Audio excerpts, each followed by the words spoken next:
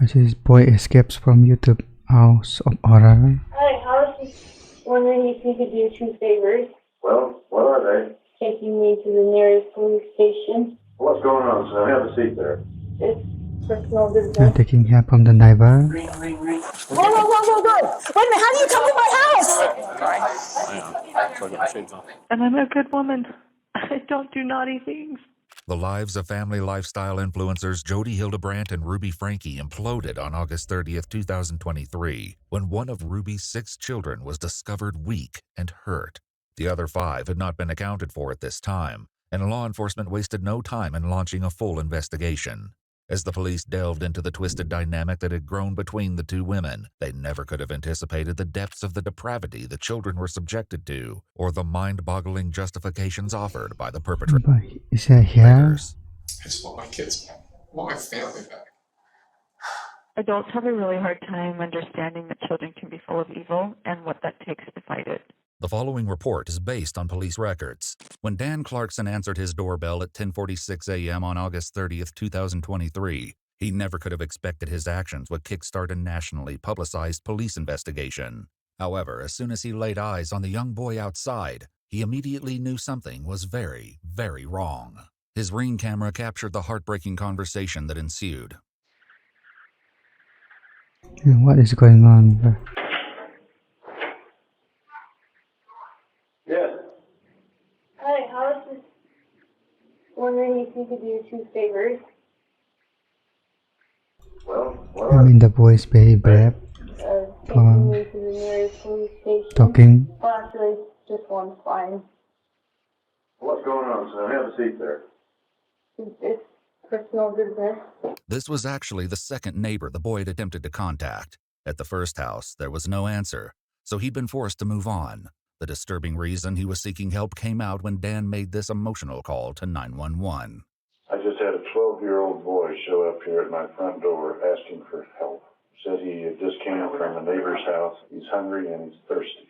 While Dan was on the phone with the 911, his wife gave the boy, who introduced himself as Russell, snacks to eat while waiting for help to arrive. But shockingly, Good there was Samaritan. something more appalling about the boy's condition than his extreme malnutrition. He has duct tape around Big his injuries, and there's sores around them. Yeah, there's sores around him. I think there's a good chance he's been... And he also has and he has it around his wrist ankle. as well. I mean, his wrist as well. Okay, this boy has been... Needs immediate attention. And yet the most heartbreaking revelations were yet to come. Okay, this boy has been... Needs immediate This kid has obviously been... I think he's been detained. He's obviously covered in wounds. He says what's happened to him is his fault. We need the police here now. The police What the parents and an saying? ambulance were already on the way. During the tense waiting period, Russell revealed that he'd been staying with his mother and her friend, Jody Hildebrandt, since May. Terrifyingly, he added that he wasn't the only child in Jody's house. And why is the friend doing here? His 2 sisters, ages 9 and 14, were still inside.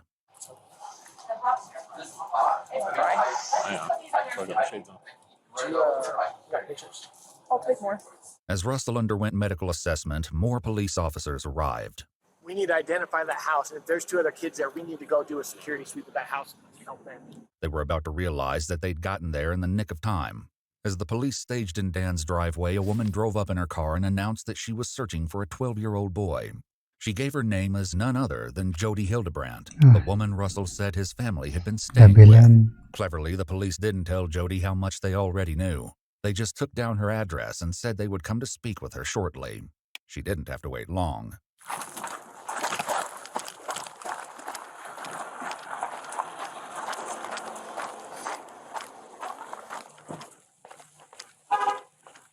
Ring. No, go.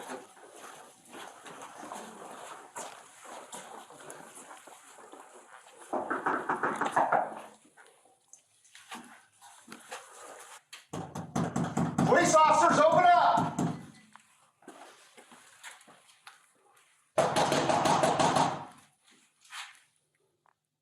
Got movement right here. Right there. Contact. There's my man. Got movement. Open the door!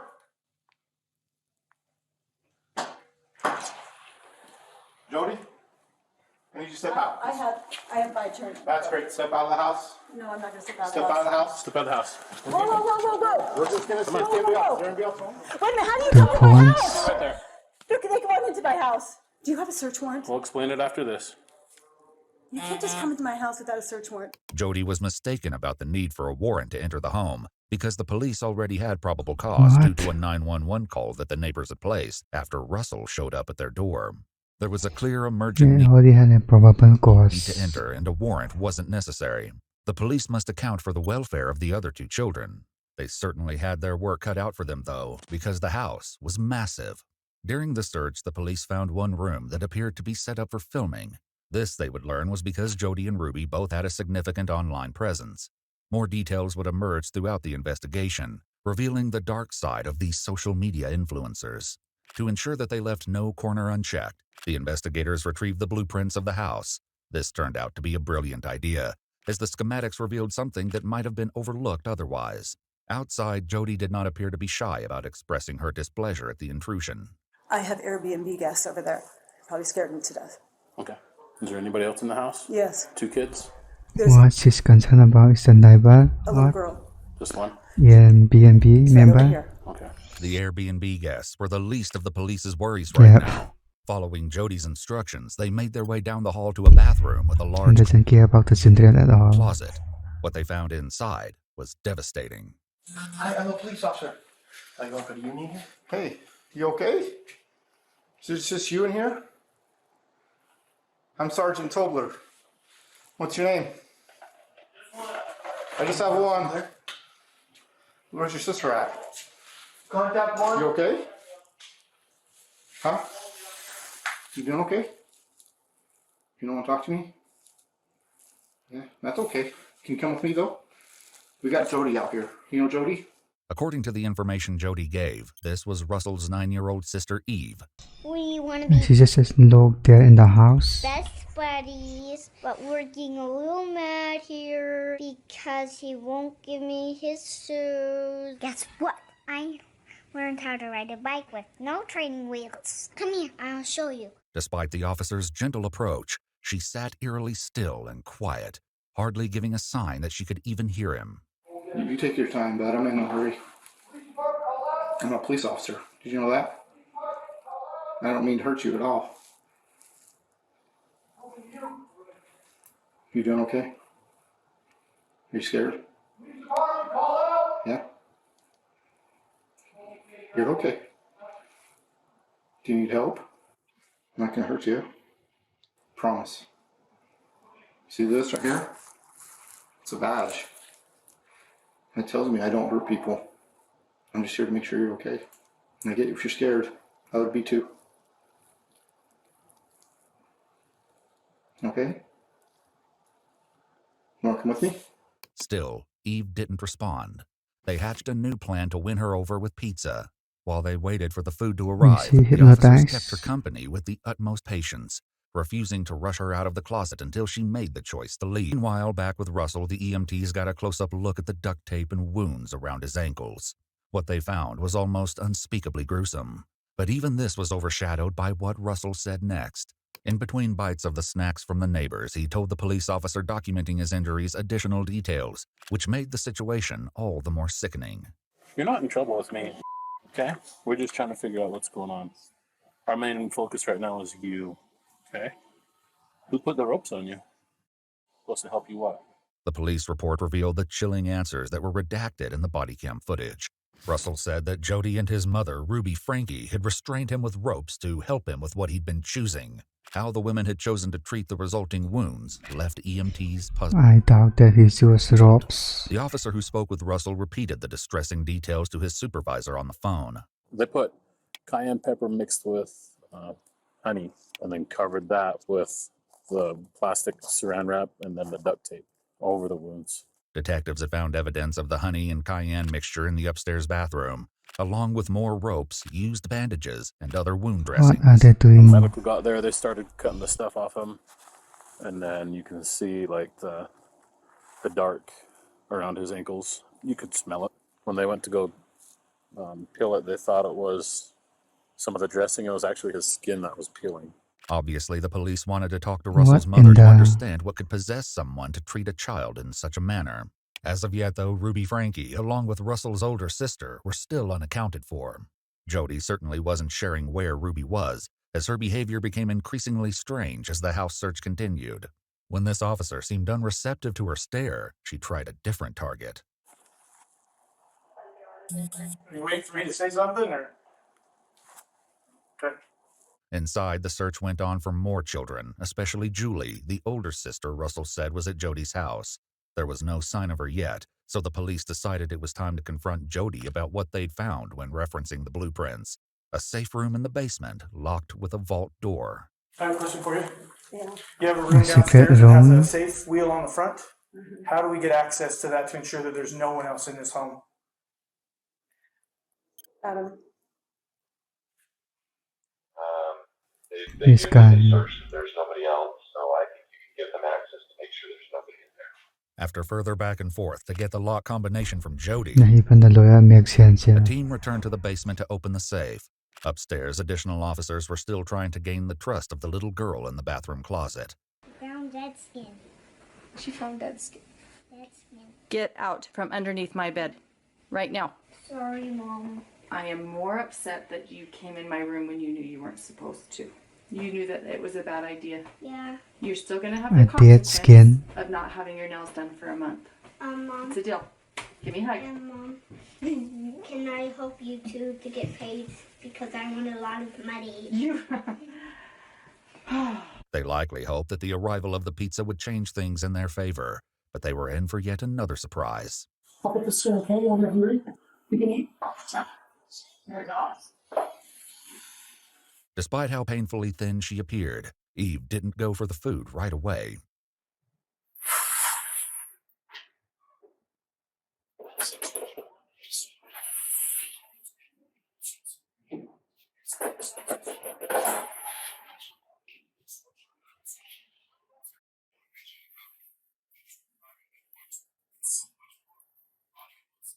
Okay, maybe she was just Eve hungry. proceeded to eat the entire pizza and requested 2 more large slices from the lunch that the police had.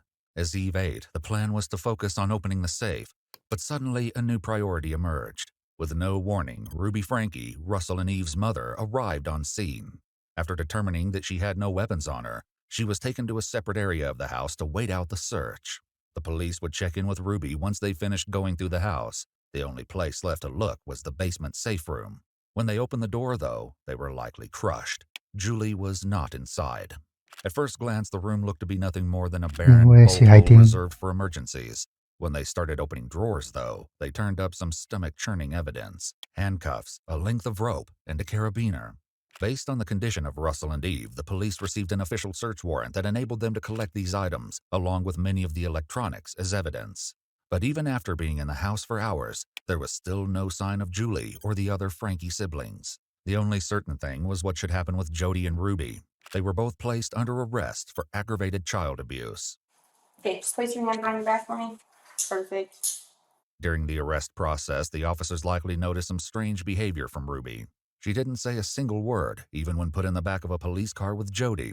The police had to hope she would be more verbose when the time came to ask her how Russell and Eve had gotten in such miserable conditions. Okay, go ahead and have a seat. Actual evil. Definitely not a talk. She's not. Negative one. Even if I ask her a name or just like, not even asking about things, she looks at me and goes, While Jody was at least responding to direct questions, whether she would respond to the hard ones police had in store was yet to be seen. I'm a little nervous. To be honest with you, if I was sitting over there, I'd be a little nervous too. So don't worry about it. We're just here to talk, to get your side. So I trust my attorney. He said, don't say anything. And I said, I have nothing to hide. And he's like, I know that, but just let me be there with you when you talk. So There's surely nothing to hide, bruh. you guys seem nice people. I'd like to just tell you, but I don't know who you are. I don't know if you're gonna flip my word. I'm a psychologist. I watch people flip things all the time. So I get it. I sit on your side. I get it. It looks sad that I don't Psychologist, huh? answer anything, but it's not because I'm trying to be. I don't think she's using psychologist Even though Jody refused to to talk treat the spoke sound. without a lawyer, Trying to get information from Ruby was astronomically more difficult. We're just here to talk to you about kind of a few things involving your kids. So first, do you live down here or do you live up north?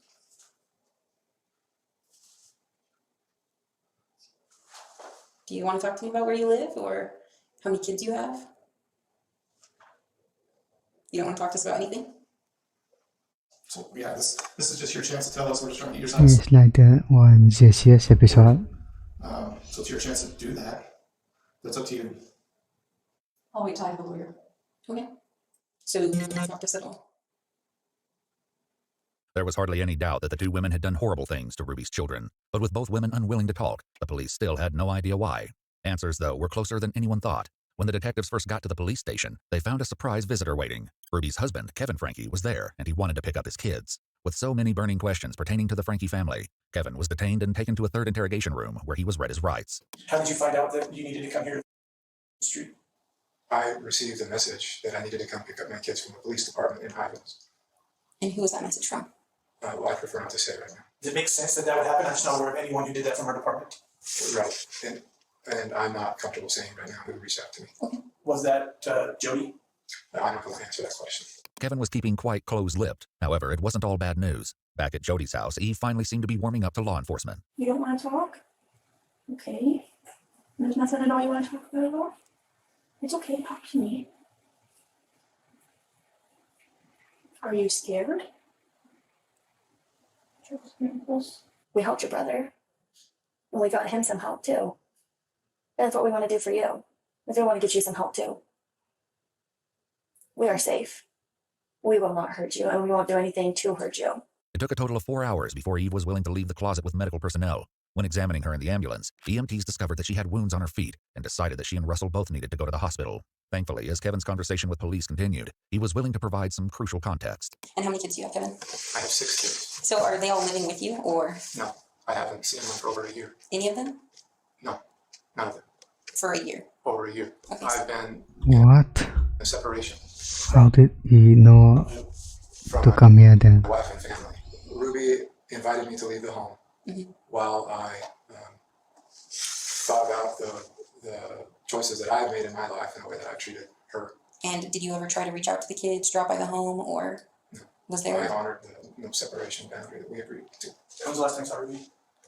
The last time I saw her was the 18th of this month. We met she requested me to sign over vehicles, or the titles to the vehicles, the vehicle that she drives that were all in my name. When's the last time you physically saw Russell or Eve? The day that I moved out, July 24th, 2022. So my job is to financially provide for them. I was trying to figure out how much of a role do you play in the caretaking of specifically of those two kids? I pay the bills. Okay. With my job, I provide Early morning. goes into a shared bank account, and that's my only involvement. As the conversation went on, Kevin seemed to be just as in the dark as the investigators. Who lives in that home with is it ex-wife? Is it currently a separated wife? Like, who lives in that home with your children? To be honest, I don't know. I know that she's there with 4 of the children, and our 2 older children have moved out. This likely came as a shock to investigators. If there were 4 Frankie children still living at home, that meant they weren't just missing Julie, but another one of Russell's teenage sisters, Abby. Before launching into a frantic Another search, one. the detectives decided to finish talking to Kevin, hoping he could give them an idea of where to look for the girls. As the conversation went on, though, Kevin's story only got stranger. Who's this female Jody that your wife lives with? Do you know a female named Jody? She is a therapist and a life coach, and she's... Do you respect her? Do I respect her? Yeah, I think she is a very honest, truthful person, yes. Okay. Is your wife a partner of hers? Is your wife a roommate with her? Your kids are living in her house is what I'm trying to say. I'm not aware. So he doesn't know. Okay.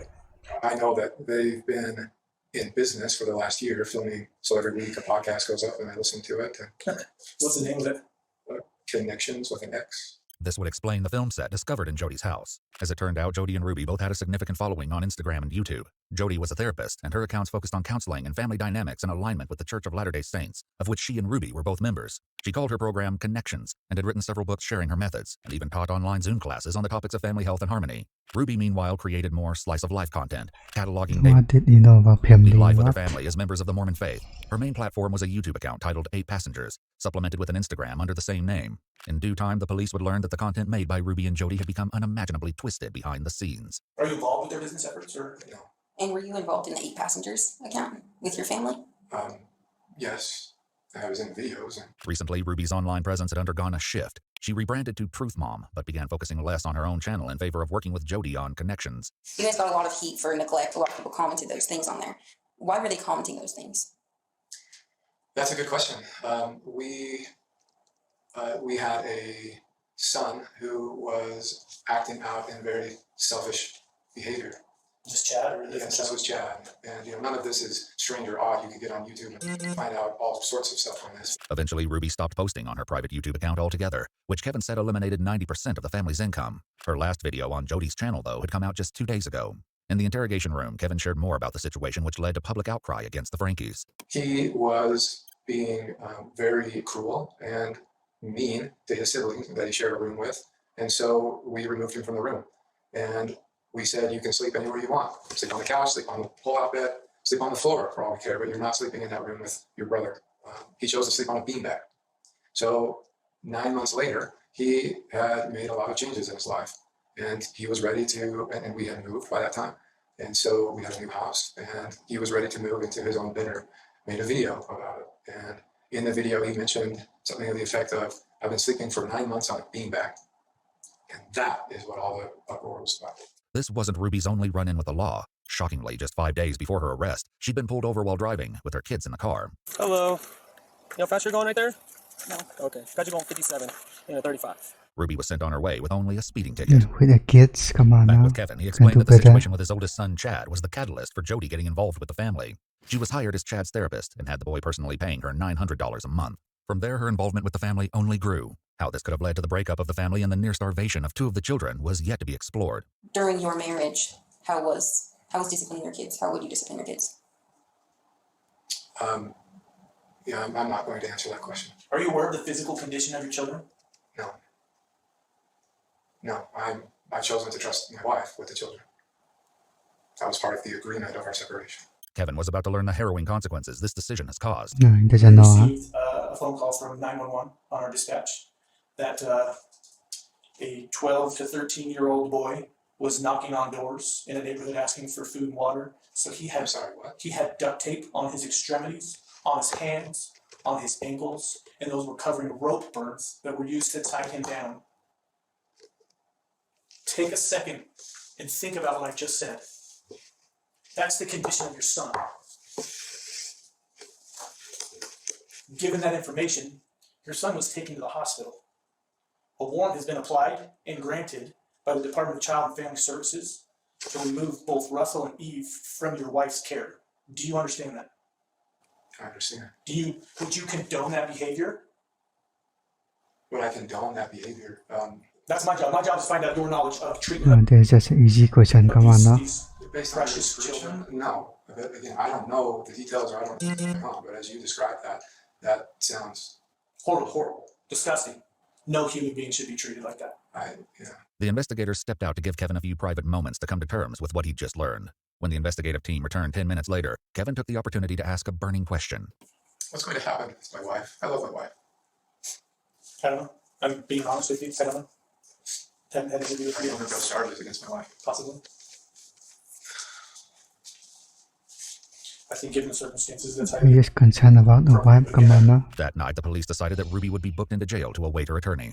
Even this, though, failed to get a reaction from her. Tracy, want to let you know what criminal charges for, so you're under arrest. It's going to be 2 counts, second-degree felony of child abuse or neglect, okay? Do you understand that or no? Are you okay? I'm wondering if there's like a medical clearance that needs to, like, do you need medical attention before you go to the jail? Okay. Have you ever been arrested before? Okay. I'm just concerned about you. I know you don't believe that. But I've had an opportunity to talk to your husband and kind of worried about your circumstances and obviously your children as well. You're sure you don't need medical attention or anything like that?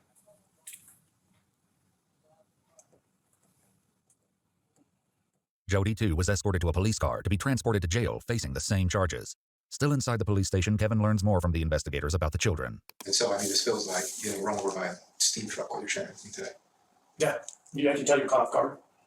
I thought I was just coming here to pick up my kids, and for what, I don't know what or why, but... And I was planning on taking them back with me. Everything you're sharing to me just sounds like a made-up story. Like, I have no idea what you're talking about. Like, it sounds like a horror movie.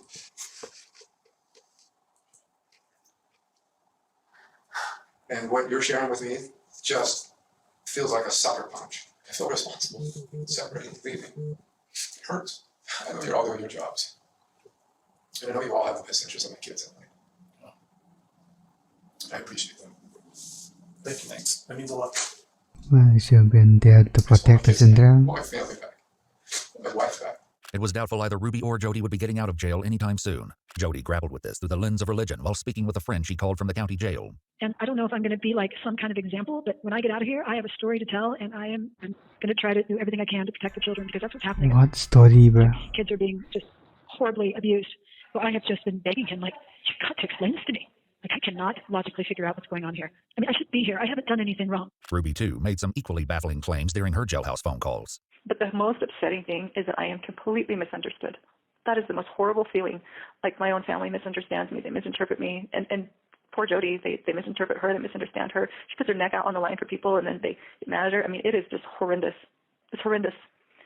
And you know what? Every Joseph Smith, every wonderful man of God has had to be misunderstood. And I'm a good woman. I don't do naughty things. Don't bring God into this. This is what it meant. It wasn't all dark and twisted news, though. In a stroke of luck, the police located Julie and Abby. Shockingly, they were nowhere near the family home in Springville. Rather, they were located more than 20 miles away at a house belonging to Ruby's friend and fellow Connections member, Pam. How she'd gotten there, though, remained in question. Pam was handcuffed when the police arrived and agreed to answer some questions while waiting for additional investigators to arrive. While one officer sat with her, the other took the opportunity to check in with Julie. Do you need medical attention at all? Okay. Is there a reason you're so scared right now? It's us? Okay. Well, I'm sorry if you've had a negative interaction with law enforcement in the past, okay? My intention is not to scare you. Do you go to school? Down the driveway, Pam was unhandcuffed when investigators arrived from Springville. She told them that she'd received a call from Ruby asking her to pick up two of her daughters while she dealt with a family emergency. Up until this point, the officers were under the impression that it was only Julie at the house, but Pam clarified that her older sister, Abby, was also there. Thankfully, neither she nor Julie appeared to be in physical distress like Russell or Eve. Julie and Abby appeared hesitant to go with DCFS representatives when they arrived, but were safely taken into custody to await the outcome of the investigation. The uncertainty over Abby and Julie's whereabouts had been answered, but so many questions remained. First and foremost, the quandary of what could have happened to leave Russell and Eve so frail and traumatized. Kevin returned to the police station with his lawyer for a second interview. The additional details he was about to share were nothing short of astonishing. Have you found the pen papers? The pen papers? So it described all of the visions and trances and everything that Jody and Ruby went into. How thick would you say it was? It was like 3 inches thick or so. And there were hundreds of pages of written documents. It's something Jody would not want found. Yeah. But she wouldn't want to destroy it. Because we do have Ruby's journal, which is from those dates that you mentioned. These things are going to be so... The stuff she wrote in the pen paper, she would not write in her journal. The stuff she wrote in the pen papers was not intended to be read by anybody until God would decree them to be written as scripture for the whole world to read. Okay. What is this stuff, bro? It wasn't certain whether the documents found by the police were actually Ruby's pen papers or just a journal. Regardless of what they were called, the contents revealed a wealth of heinous secrets. On July 10, 2022, Ruby wrote, "Eve and Russell have been in so much deviant behavior they won't control their bodily functions. I never would have suspected the cold, dead heart Russell has." Ruby echoed these sentiments in one of the phone calls she made from jail. I don't have a really hard time understanding that children can be full of evil and what that takes to fight it. According to the journal, Russell and Eve were locked in closets made to do Oh, she's actually physical that's labor, wall sits, jump on a trampoline, stand out in the rain, and carry heavy boxes up and down the stairs for hours on end. When Eve slipped and fell while carrying the boxes, Ruby accused her of doing so on purpose and then shaved her head as punishment.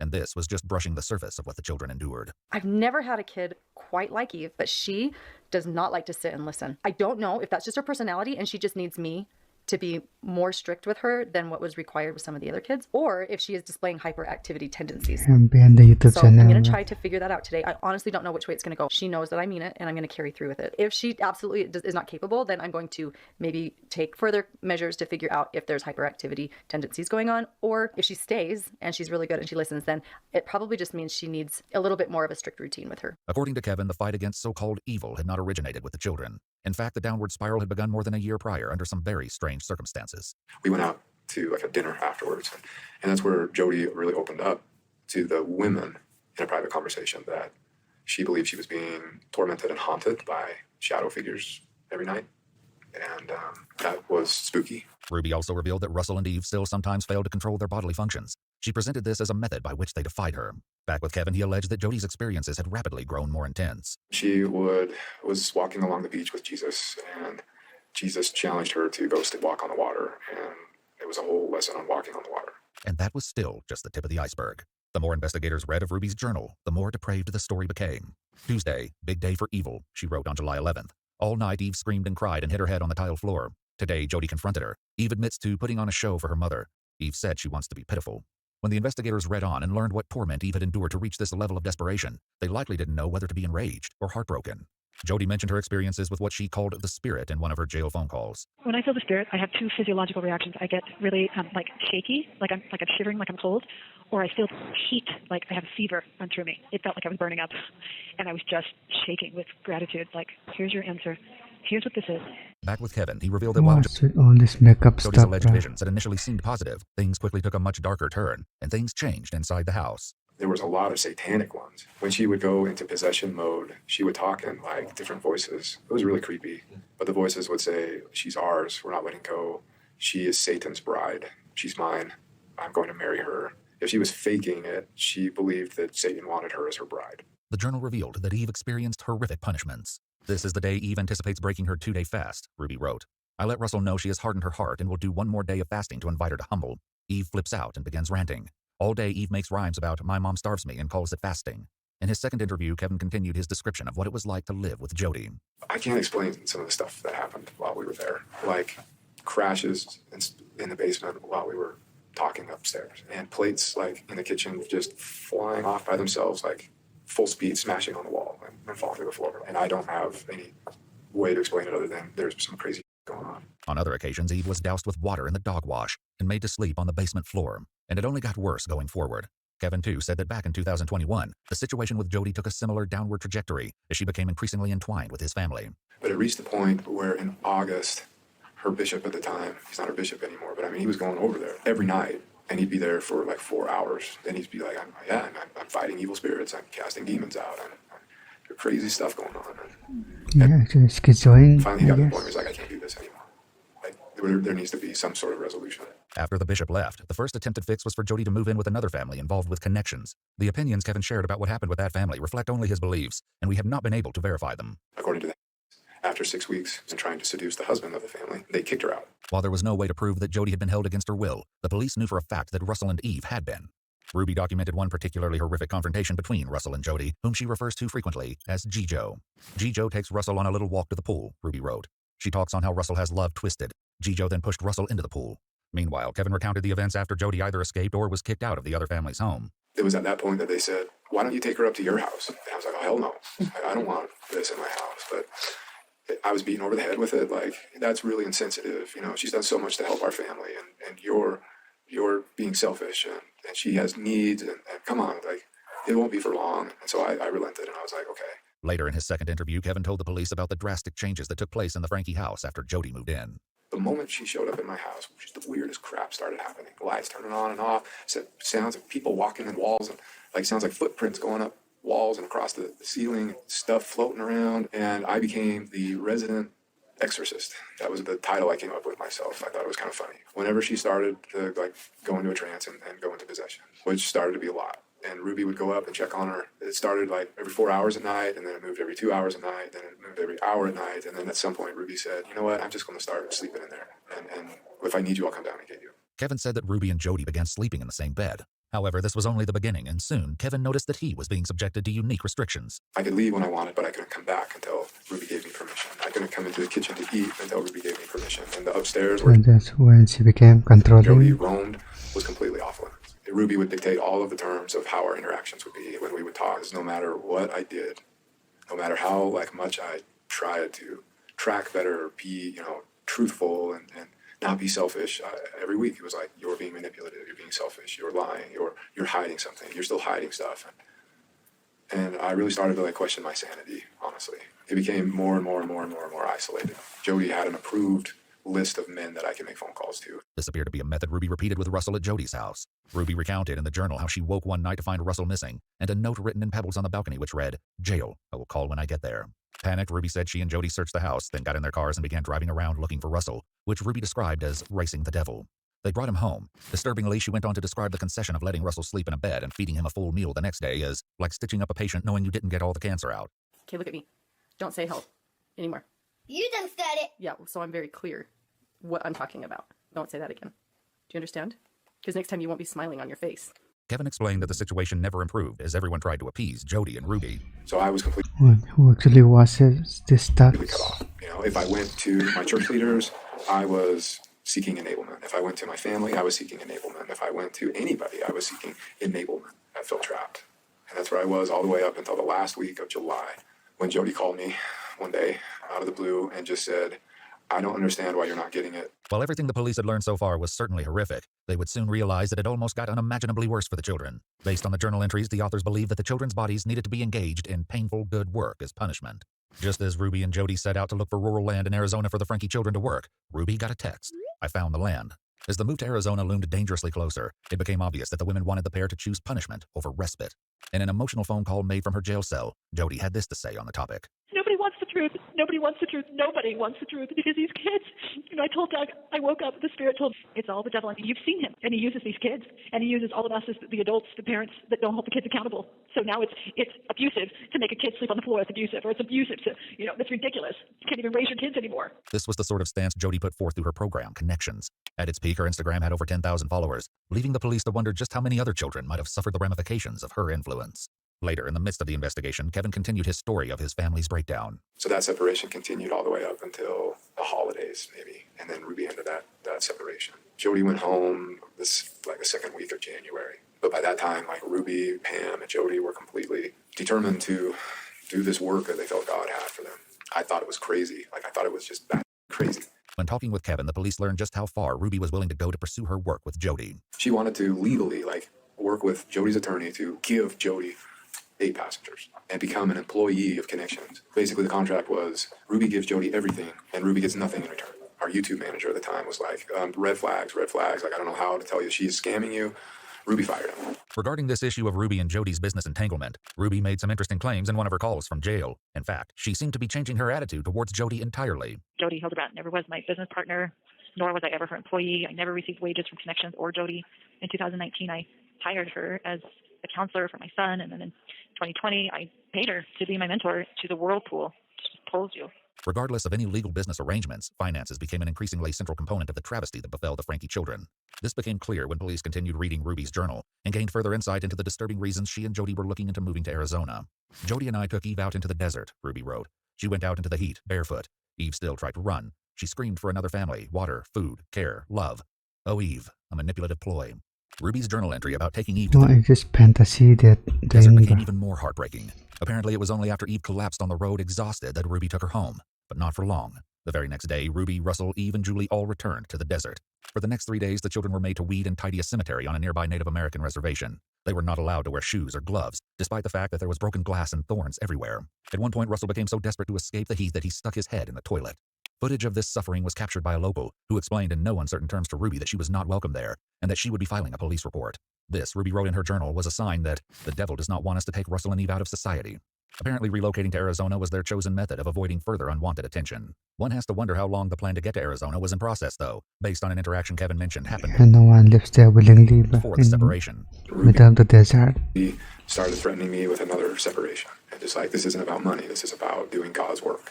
So we continued in that dynamic for the next 6 or 7 months until she went on a trip with Jody and Pam down to Arizona. And I think they, like, when I read her journal, she went into Mexico or something and bought drugs or something, like prescription drugs for the emergency kits. And when she came back from that trip, before she even brought the bags into the house, she pulled me in and said, I want to talk with you. And that's when she asked me to leave. And so Kevin left and got an apartment in Springsville.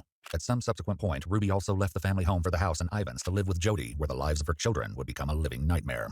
Back with Kevin, he said that when Ruby initiated contact again, he had no idea the sinister plan she had in store for their children. Around that time, things with Ruby started, like, Oh, really now? and I didn't understand why, but like Ruby wanted to meet in a parking lot and wanted me to sign over 2 of our cars, wanted me to sign them over to her name. I'm in total compliance mode at this point. Just like, I'm a good husband, you see, you can trust me. Ruby's comments on the journal somehow managed to become even more disturbing. She wrote, "This girl would choose to be shot and die than to humble." Even that wasn't the most disturbing part, though, because after locking Eve in the closet overnight, they decided to treat her injuries from the cactus. Ruby said, "The spirit was very strong as Julie and I witnessed Jody cleaning what did not deserve to be clean." Kevin continued his story, discussing the moment he found that his family had disappeared to live in Ivans, leaving their own house empty. But when I returned to the house, everything was packed up, and a neighbor came over and said she asked for the HOA rules and mentioned to him that she wanted to rent the house out, which I was like, are you kidding me? And apparently she wanted to sell the house, but couldn't because my name was on the mortgage. In another jail call, Ruby revealed that the Arizona scheme had gotten further along than anyone yet knew. One shudders to think what could have happened if Russell hadn't escaped before the move. I pulled the money, and I have it in a bag. With you? Do the police have it? Well, I don't know what the police took. But the bag is at Jody's house? They can't just take people's money. I mean, that's not right. In a stunning twist, the person on the other end of the phone was none other than Kevin himself. In the days following Ruby's arrest, the pair made several phone calls where Kevin tried to ensure he received custody of the children and secured the money that Ruby had pulled out. Kevin's demeanor towards Ruby in these calls might be unexpected. I am committed to our family. I'm committed to you and our marriage, no matter what happens. I will be here to support you in any way that I can. Well, thank you for stepping up. During this call, Kevin and Ruby agreed to limit their contact going forward to strengthen Kevin's chances of gaining legal custody of the children. A discovery made the next day, though, blew that out of the water. The bag's gone. What? The bag is gone. What? There's no bag. The only thing more shocking than the bag's disappearance was What where Ruby bag? had gotten the funds in the first place. Kevin and his lawyer revealed the source of the missing $85,000 while speaking with police. That money, she cleaned out their bank accounts. The kids' savings account. Yeah, and yours too, your joint account. Yeah. That's where that money came from. So I don't know Well, it will. if you can have, or if I need to have a discussion with the county attorney. Kevin would kind of like his kids' money back. Unfortunately, tracking down the money and attempting to return it to the children would likely become a separate civil case. While Ruby didn't comment on this directly while in jail, she had more thoughts to share the longer she was behind bars. Just the devil is so sly, and I'm embarrassed it took such a huge slap in the face to wake up to it. On another call with her parents, Ruby proofread a court statement she wrote to address her children and acknowledge her actions. I would do anything in this world for you. My willingness to sacrifice all for you was masterfully manipulated into something very ugly. I took from you all that was safe and soft and good. I took from you your mother. How terrifying this must have been for you. I will never, ever stop crying for hurting your tender souls. You are such a very precious part of me. I'm so very sorry. But no apology in the world could begin to undo the horrible trauma experienced by the Frankie children. In contrast to Ruby's attempt to make amends, Jody's response was the same as it was at the beginning of the investigation. The Lord says that first they'll lay their hands on you and persecute you, delivering you up to the Oh, synagogue come on now. and into No prison. one wants to hear this. And the children shall rise up against their parents and shall cause them to be put to death. That statement right there is what's going on with me. The children shall rise up and put their parents to death, and ye shall be hated of all men for my name's sake. Ultimately, Ruby and Jody were charged with 6 felony counts of child abuse and neglect each. Rather than go to trial, Ruby and Jody pleaded guilty to 4 counts of child abuse. Though their cases were adjudicated separately, they received the same sentences. On each count, Jody and Ruby were sentenced to serve between 1 and 15 years in prison. The sentences were to be consecutive, 1 year related. meaning both women could be behind bars for up to 60 years, which could be the rest of their lives. Okay, Kevin that's continues good, to lobby I for guess. custody of his children, who were taken by DCFS and placed in foster care. The Frankie's oldest daughter, Sherry, is writing a book about her upbringing and has requested the public respect the privacy of her younger siblings as they attempt to recover. While their current status is unknown, we can only hope that the Frankie children are at long last experiencing the kindness and gentleness Yeah. they deserve. Kaya na, madaling